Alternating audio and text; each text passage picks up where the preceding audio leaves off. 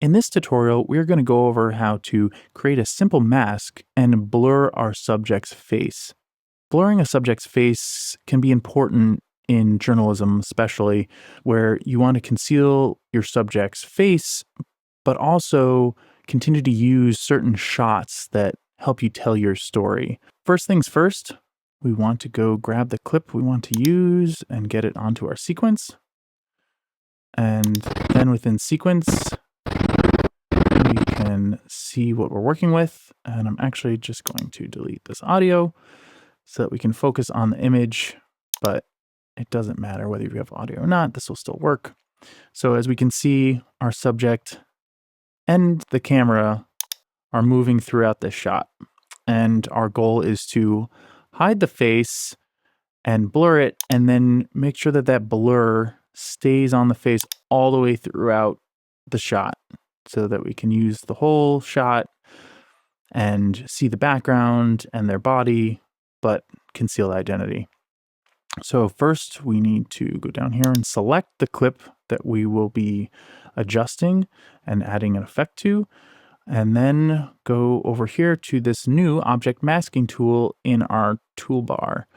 If we just click this, the default tool is an automatic masking tool. And you can see here that as we roll over our subject, it wants to mask their whole body. What we want to do is just mask the face. So we need to go back to our masking tool and then click and hold, and it will show us these other masking options.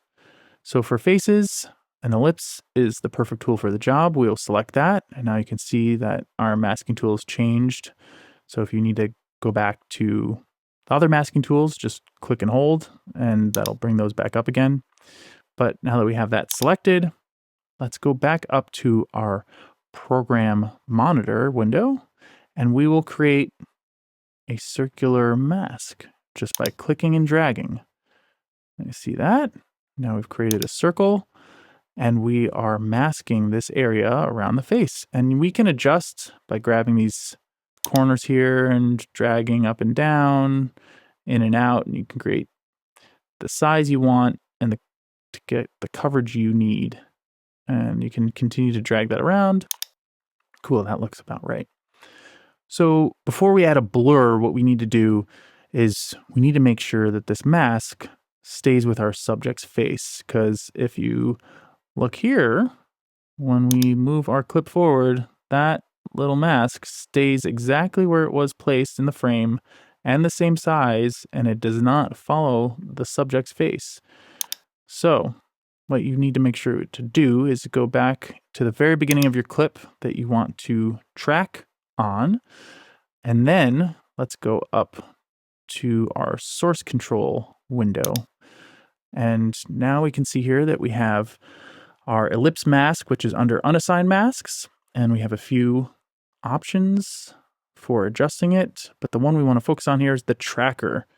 And what we want to select is the track select mask forward and backward. And this is the most comprehensive tracking option. There is just a tracking forward and a tracking backward.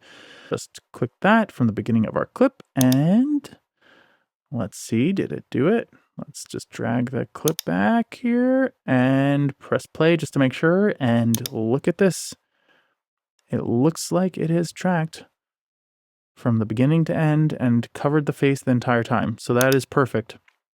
Now, say for instance, it's tracked it, but it didn't do a very good job. Like you can see here, it sort of loses the face and it moves. So maybe you want to change that manually. Or for some instances, it won't cover the face the whole time, and you'll have to do this manually. So in order to do a manual adjustment, what you need to do is make sure to select your frame option down here underneath the program window. Frame makes sure that whatever adjustments we make is just frame by frame.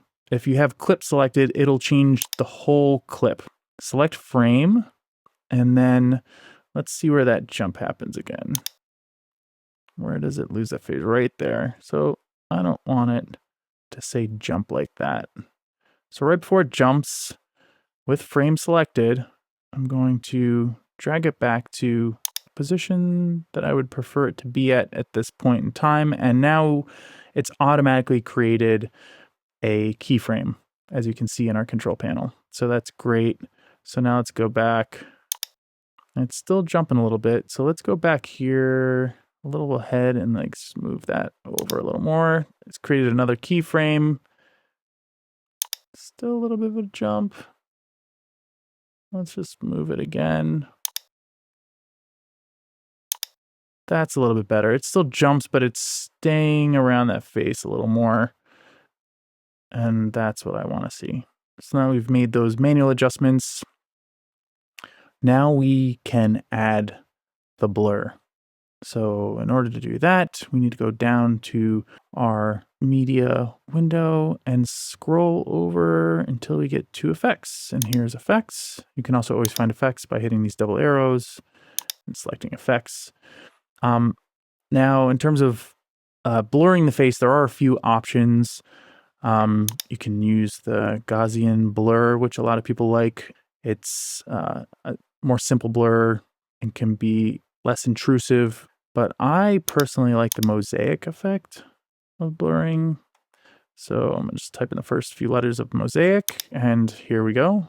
This is mosaic blur. So what you do is you just grab that effect and you drop it onto your clip. And as you can see, we have just blurred that face. So now you cannot tell the identity of your subject here. This is an establishing shot that you can keep now while still hiding your subject's identity, which is great.